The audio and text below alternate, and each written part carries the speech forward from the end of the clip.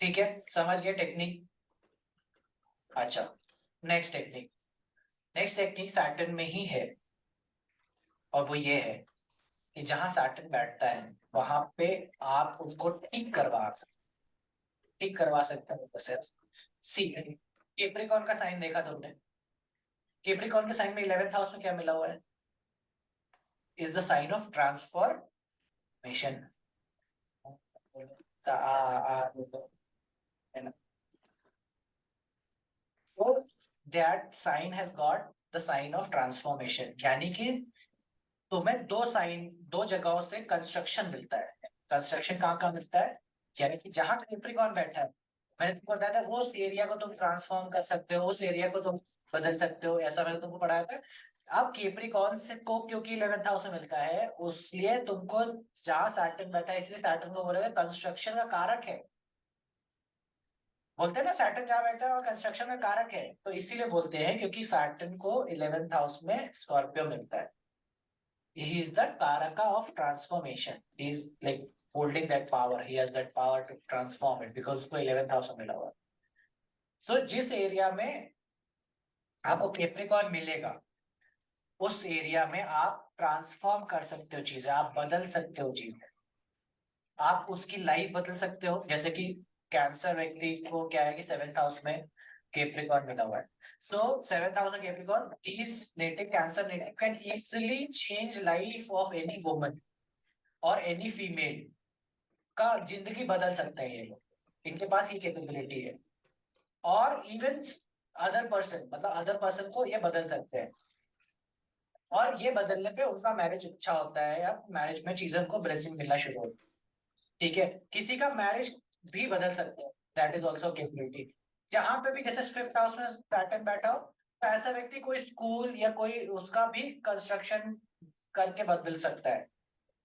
ठीक है, अपना भाग्य बदल सकता है। और तुम्हें मौका भी आएगा जहां कैप्रिकॉर्न है, जहां सैटर्न है, या जहां स्कॉर्पियो भी है। Scorpio ultimately origin source Scorpio है, समझना कि ट्रांसफॉर्मेशन तो ओरिजिन स्कॉर्पियो ही है। इसलिए कि वो ज्यादा प्रोमिनेंट होता है जब कैप्रिकॉर्न आता है, 11th हाउस में मिल जाता है। दैट इज हाउ आई सी। तो इसीलिए जिस भी एरिया में सैटर्न बैठेगा या जिस भी एरिया में कैप्रिकॉर्न बैठेगा, उस जगह पे आपको कंस्ट्रक्शन करा करके, चीजें बदलवा करके आप वहां पे चीजें ठीक कर सकते हो। या फिर जब जब कंस्ट्रक्शन कराओगे तब तक सैटर्न एक्टिवेट होगा, ये भी एक लॉ है। यानी कि जैसे कि मेरा एक मित्र है, उसने कंस्ट्रक्शन कराया, पहले घर का कराया, तो वो टाइम लाइन के थ्रू मैच हो रहा था, अब सारी चीजें सही थी। लेकिन अगर आपने बार बार कंस्ट्रक्शन कराना शुरू कर दिया, तो what you will do is you will बार बार तुम स्कॉर्पियो एक्टिवेट कर रहे हो, and that will lead to issues, health issues को कराएगा ना आपको। तो आपको बहुत सावधान रहना चाहिए कंस्ट्रक्शन कराते समय। जैसे कि कभी भी पूरी भूमि, कभी भी अपने, तुम्हारा खुद का कोई घर हो, तुमने जब तक उसको टोटली किसी को बेच ना दिया हो, टोटली मतलब अब उससे कोई लेना देना नहीं है, तुमने किसी को परमानेंटली दे दिया कि ये लो तुम्हारी चाबी, अब तुम जानो, तुम्हारा काम रहना है। ठीक है, ऐसा नहीं किया है अगर आपने, तब तक आप कभी भी अपना घर भूमि से मत उखड़वाइए। लाइक कुछ लोग होते हैं ना कि हम एक काम करते हैं, पूरी बिल्डिंग गिरा देते हैं और फिर हम खड़ा करेंगे कुछ, फिर नए से शुरू करेंगे। आप प्रैक्टिकली देखोगे ये चीज, जिस भी घर में ऐसा होगा वहां पे मेजर इश्यूज आना शुरू हो जाएंगे, उस व्यक्ति जो भी sole earning of the family होगा, मेजर हेल्थ इश्यूज आना शुरू हो जाएंगे। जब भी ऐसा करोगे, कोई भी घर, एक घर कोई, हम लोग बोलते हैं कि ईटा पत्थर की दीवार नहीं है, वो एक जीती जाती एंटिटी है, और उसका कनेक्शन आपके साथ है। The moment you touch it, do anything to it, any vastu correction और तुम कर रहे हो, भी सावधान, क्योंकि you will activate Saturn. Construction का कुछ भी कराओगे सैटर्न को एक्टिवेट करोगे, and if that Saturn is not aligned at for that point, मतलब आप जिस टाइम पे ये चीज कर रहे हो अगर वो सही अलाइंड नहीं है, we find problems happening in your life. इसी तरह से एक बार मेरे को याद है, मेरी बुआ जी लगे, वो उन्होंने क्या किया था, उनका घर था कहीं पे, so they wanted to fully demolish that property and they wanted to build something, like ना पूरा स्टार्टिंग से। The day that first like ना हथौड़ा चला, पहला हथौड़ा चला the day his son got hospitalized. Same, बिल्कुल फैक्ट बात है। उधर हथौड़ा चल रहा है, इधर व्यक्ति हॉस्पिटल जा रहा है। देन आई नो माय पड़ोसी मेरे सामने रहते हैं। ही व्हाट ही डिड इज, उनका फ्रंट का एरिया बना हुआ था, पीछे का एरिया पुराना था लेकिन हाथा था। वो पूरा एरिया डिमोलिश किया उन्होंने, पूरा एरिया ए टू जेड, पूरा मतलब 1-1.5 हफ्ते, 1-1.5 महीने लग करके उस पूरे एरिया को डिमोलिश किया। It was a 2 floor thing, ठीक है, 2 फ्लोर नहीं 1 फ्लोर का। तो 1 फ्लोर, 2 फ्लोर थे, ground floor and first floor, उसको पूरा डिमोलिश करके दे वांटेड टू कंस्ट्रक्ट। जो डिमोलिश किया वो तो प्रॉब्लम में गया ही गया। इवन जो भाई है उनकी पत्नी को कैंसर पकड़ा गया, वो कैंसर हो गया उसी साल। And they started running for cancer के ऑपरेशन और ये सारी चीजें, कीमोथेरेपी इन्वॉल्व था। So when I see always stuff like this, तो मुझे समझ में आता है कि like you don't first of all never touch a house, like उसका बॉटम मत हिलाओ, क्योंकि Saturn is what, Saturn represent the base, the bottom, ठीक है। वो धरा है, धरा समझ रहे हो ना, कैप्रिकॉर्न रिप्रेजेंट धरा, भूमि। यही भूमि है जो खाना पकाती है। आप समझो, ये बाप है, Capricorn is the father of the taurus. ये पिता है। पिता क्या है? पिता भूमि है, भूमि से ही भोजन मिलेगा तुम्हें, टॉरस मिलेगा। जो खाना तुम पकता हुआ देख रहे हो वो इसी भूमि से जन्म लेता है। सो इसलिए धरा है, कैप्रिकॉर्न धरा को रिप्रेजेंट करता है, बेस को रिप्रेजेंट करता है, भूमि को रिप्रेजेंट करता है, ठीक है।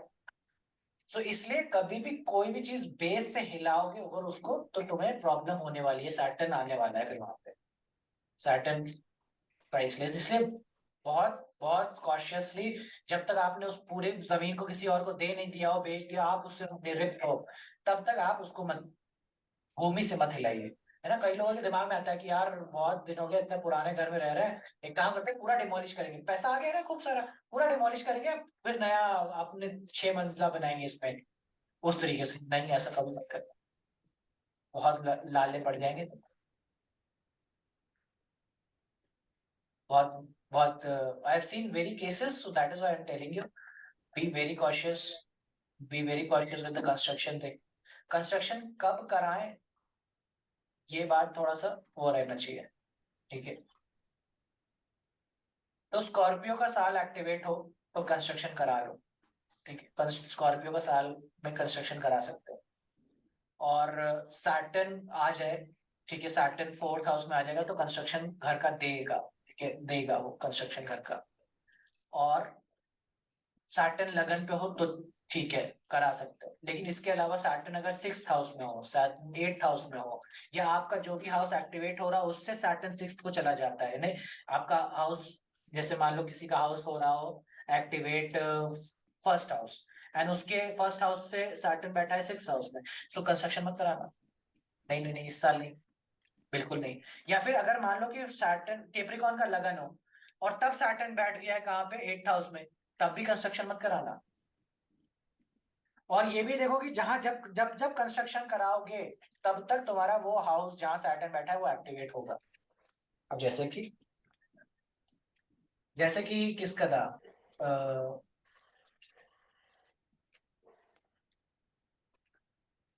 सैटर्न 2nd हाउस बोला ना किसी ने, सैटर्न 2nd हाउस में। तो ये जब कंस्ट्रक्शन कराएंगे इनके घर में, they will find somebody in the family getting very ill। जब जब कंस्ट्रक्शन कराएं, somebody getting ill और somebody having some issue, family में इश्यू होना शुरू हो जाएंगे जैसे ही कंस्ट्रक्शन होना शुरू। किसी का 7th हाउस में सैटर्न हो तो जैसे ही कंस्ट्रक्शन कराएंगे किसी की यहाँ शादी हो जाएगी, ये शादी और कंस्ट्रक्शन दोनों साथ में लिंक्ड होंगे। और तुमने देखा होगा एक बड़ी पेचीदा बात तुमने नोटिस करी होगी, जैसे ही शादी होने वाली होती है उससे जस्ट पहले कोई लोग कंस्ट्रक्शन कराते हैं, कंस्ट्रक्शन कराने के बाद शादी हो जाती है तुरंत ही कई लोगों के यहाँ। दैट इज द नेचुरल कारका of Saturn being in Libra. भैया बहू लानी है घर में, घर तो बनवा ले, ऐसा सोच के बोलते हैं, ऐसा बोलते हैं ना। तुमने देखा होगा, कई लोग नोटिस किया होगा कि भैया बहू लानी है घर बनवा रहे हैं, तो that is how you see कि अभी सैटर्न उसका लिब्रा में जा रहा, मतलब लिब्रा वाले रिजल्ट्स मिल रहे हैं ना नेचुरल, कि शादी, क्योंकि नेचुरली एक्सॉल्टेड है पोजीशन है सैटर्न का, तो बोलते हैं कि शादी करानी, लेकिन उससे पहले घर तो बना ले, घर की पुताई तो करा ले, रेनोवेशन कंस्ट्रक्शन ये सब कराते हैं ना, तुमने देखा है ना, शादी से पहले सब कराते हैं। ऐसा क्या है उनके फीड में लॉजिकली कि उनको लगता है कि नहीं कंस्ट्रक्शन और रेनोवेशन कराने के बाद ही शादी करेंगे? That is what Saturn is exalted in Libra, that is how it's exalted. लेकिन सैटर्न खराब पोजीशन में हो, Saturn is in 8th house, Saturn is 6th house, तुम कंस्ट्रक्शन कराओगे तुम्हें प्रॉब्लम्स हो जाएंगे, तुम्हें लोन हो जाएगा, 6th हाउस में होगा सैटर्न, तुम्हें लोन लेकर के ही कंस्ट्रक्शन कराना पड़ेगा, तुम्हारा ऐसे कंस्ट्रक्शन नहीं होगा, और तुम ऐसे करके कंस्ट्रक्शन कराओगे तो तुम्हारे प्रॉब्लम आएंगी, तुम्हें हेल्थ इश्यूज में आएगी। सैटर्न 8th हाउस में हो, कंस्ट्रक्शन कराते ही तुम्हारे फैमिली में किसी की डेथ हो जाएगी, कंस्ट्रक्शन कराते ही तुम्हारे फैमिली में किसी की डेथ हो जाएगी।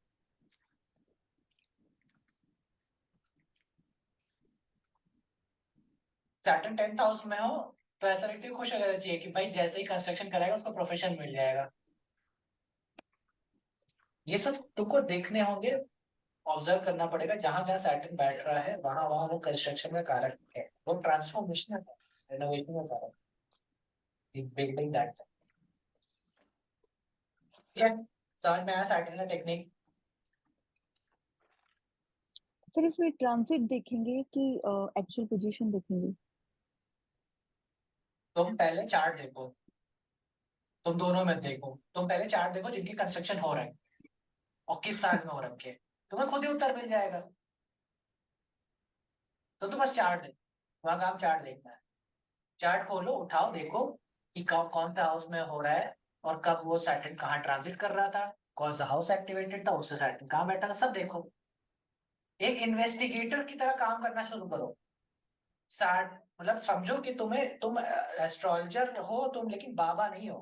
बाबा और एस्ट्रोलॉजर में फर्क पता है क्या होता है? एस्ट्रोलॉजर इन्वेस्टिगेटर की तरह काम करता है, वो सोचता है कि ऐसा हुआ तो ऐसा क्यों हुआ, उसके पीछे क्या कारण हो सकता है, ऐसा सोचता है।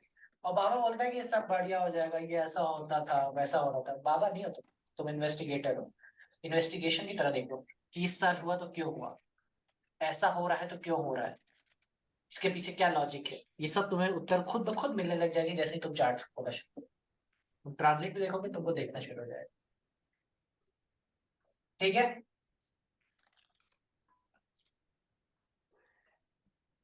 इवन कई बार तुमको सैटर्न परेशान करने से पहले मौका देगा कि तो कोई तुमसे कंस्ट्रक्शन के लिए पैसा मांगने आए। जैसे I remember this native had Sagittarius Saturn in 4th house.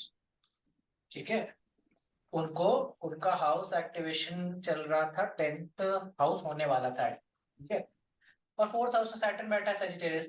I said थोड़ा ध्यान रखना इस साल ना तुमको कोई मंदिर के लिए पैसा मांगने आएगा कंस्ट्रक्शन के लिए। And literally after 6 months there was a phone call from ISKCON कि भाई सर हम लोग ये कंस्ट्रक्शन करा रहे हैं, आप कुछ डोनेशन दे सकते हैं, बहुत अच्छा होगा, कंस्ट्रक्शन के लिए पैसा। 5th हाउस में सैटर्न जाएगा, जिस साल मेरा 5th हाउस में सैटर्न जा रहा है उस साल देर इज अ लाइक ना, मेरा पूरे लाइफ का थीम ही क्या चल रहा है कि मैं किसी स्कूल के कंस्ट्रक्शन में लगा हुआ हूँ या कंस्ट्रक्शन को देख रेख कर रहा हूँ। It's not always about money, it's also about मेहनत, देखना आप इन्वेस्टेड हो उसमें। ठीक है, तो इस तरह से वो हर एरिया जहां पे है वहां पे आपको देखने को मिलेगा कि आप कहीं ना कहीं कंस्ट्रक्शन में इन्वॉल्व हो। ये याद रखना। अब एक चीज तुम भूल जाओगे आगे चल करके, वो क्या है? ये भूल जाओगे कि इस सब का सूत्र जो है वो स्कॉर्पियो से आता है, ना कि केप्रिकॉन से। याद रखना। तो इसीलिए इस टेक्निक को तुम एक्सटेंड भी कर सकते हो। एक्सटेंड कैसे कर सकते हो कि केप्रिकॉन तो तुम देख ही रहे हो, लेकिन अगर किसी का मान लो 4th हाउस का लॉर्ड या सैजिटेरियस का लॉर्ड केप्रिकॉन में चला जाए, तो भी तुमको क्या दे, केप्रिकॉन सर कह रहा हूं, स्कॉर्पियो में मिल जाए, तो ऐसा व्यक्ति क्या करेगा, ये डोनेशन देगा मंदिर के रेनोवेशन के लिए। क्यों? क्योंकि सैजिटेरियस से 12th हाउस में है ना जुपिटर, लेकिन in the sign of Scorpio. Sagittarius जैसे ही एक्टिवेट होगा ऐसे व्यक्ति क्या करेगा, एक रेनोवेशन कराएगा किसका, मंदिर का। तो सूत्र स्कॉर्पियो में ट्रांसफॉर्मेशन का, लेकिन हम इस्तेमाल कहाँ कर रहे हैं? कैप्रिकॉर्न में करते हैं, उसका कारण है वो अभी थोड़ी देर में तुमको पता चल जाएगा कि क्यों कारण। ठीक है, क्लियर है? जय महाकाल, फिर करें इसका। हाँ पूछिए पूछिए, क्या पूछ रहे हैं? उत्कर्षी, इसीलिए सैटर्न जब 5th हाउस में जाता है तो रेड बुक कहती है कि एक पर्टिकुलर एज से पहले घर भी बनाना चाहिए, नहीं तो बच्चे के लिए अच्छा नहीं है। और क्या, तुम्हें सब तो सारे सूत्र पता है, तुम्हें लाल किताब पढ़ने की जरूरत नहीं है, तुम्हें सब पता है, ऐसा ही ऐसा होता है, ऐसे होता है, पर्टिकुलर एज पहले घर नहीं बनाना चाहिए, नहीं करना चाहिए। लाल किताब पूरा तो यही सैटर्न के ऊपर ही बेस्ड है ना, तो उसको तो उनको शनि और मंगल बद शनि, यही उस मजा आता है। लेकिन तुम अगर तुमने फंडामेंटली समझ लिया कि क्या वो कह रहे हैं, तो तुम्हें फिर लाल किताब का सारा ज्ञान तुमको मालूम है। तुमने क्योंकि फील कर लिया ना, तुमने मजा आ गया तुमको, तुमने फील कर लिया कि क्या सैटर्न कहना चाहता है, क्या सैटर्न के हर एलिमेंट का मतलब क्या है। स्कॉर्पियो 11th हाउस में मिला है उसको। मैंने तुमको पहले ही समझाया कि 11th house is the most powerful house जो है, तो वो उसकी शक्ति मिली है सैटर्न, तो इसीलिए सैटर्न कंस्ट्रक्शन कराता है। इसीलिए 5th हाउस में सैटर्न में तो बोलते हैं एक एज से पहले नहीं कराना चाहिए वो। मैं तो कहता हूँ करानी चाहिए। तो ली थी इन्होंने। कब करानी चाहिए? ऐसे व्यक्ति को अगर संतान नहीं हो रही हो, या संतान ये पुत्र संतान नहीं हो रही हो, 5th हाउस में सैटर्न हो या सन सैटर्न कॉम्बिनेशन हो, तो ऐसे व्यक्ति को किसी मंदिर का कंस्ट्रक्शन कराना चाहिए, तो उसको संतान हो जाती है। लाल किताब 2.0। 5th house activate. हाँ सिंपल, तुम तो समझ गए ना, 5th हाउस एक्टिवेट कर लो, 5th हाउस एक्टिवेट कर लो, मंदिर का कंस्ट्रक्शन करा दो, या स्कूल, सैटर्न 5th हाउस में हो ना, स्कूल का कंस्ट्रक्शन कराना चाहिए। किसी भी भाई देखो, बहुत है, मतलब तुमको मालूम ही है कि बहुत सारे लोग हैं जो नीडी हैं, उस एरिया में तुम कर ट्रांसफॉर्म कर सकते हो, चीजें कर सकते हो, यू शुड डू इट। ठीक है, तो इस बात ही तुम्हें हर वो एरिया, जैसे कि 12th हाउस में सैटर्न हो, तो ऐसे व्यक्तियों की कोई आश्रम, कोई ऐसे आइसोलेशन में रहने वाली जगह का, या कोई हॉस्पिटल के कंस्ट्रक्शन के लिए पैसा देना चाहिए। ठीक है, हॉस्पिटल कंस्ट्रक्शन के लिए पैसे बिल्कुल देने चाहिए, उससे उसका 12th हाउस सॉल्व हो जाता है। ठीक है, ठीक है, अभी सैटर्न क्लियर है ना, बहुत सारी चीजें क्लियर है। Profession, if you see my videos, there is a section of profession also, जहाँ पे मैंने प्रोफेशन पे बताया है, लेकिन that techniques works like only 55% पे तुम्हें मिलेगा काम करते हुए, क्योंकि उसका लिमिटेशन ये है कि नक्षत्र नहीं मालूम है, और इसलिए वो तुम्हें फुल्ली अंडरस्टैंड नहीं होगी कि ये प्रोफेशन वाइज क्या करता है। मुश्किल है थोड़ा प्रोफेशन निकालना, क्योंकि व्यक्ति जो है वो उससे प्रोफेशन आता है, ना कि 10th हाउस से आता है, जो वो है वो वही काम करेगा। इसलिए ये जानना इंपॉर्टेंट हो जाता है कि ये क्या है, ये व्यक्ति कौन है, और वो बिना नक्षत्र के ज्ञान के नहीं आता।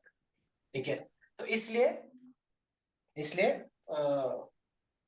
वो टेक्निक देखो, तुमको सैटर्न समझ में आएगा, सैटर्न कैसे काम करता है, कैसे वो जहां से रहता है वहां से लेता है, और किस तरह से प्रोफेशन यू कैन प्रिडिक्ट कि ये प्रोफेशनल एरिया में काम करेगा। और भी चीजें हैं सैटर्न के साथ में,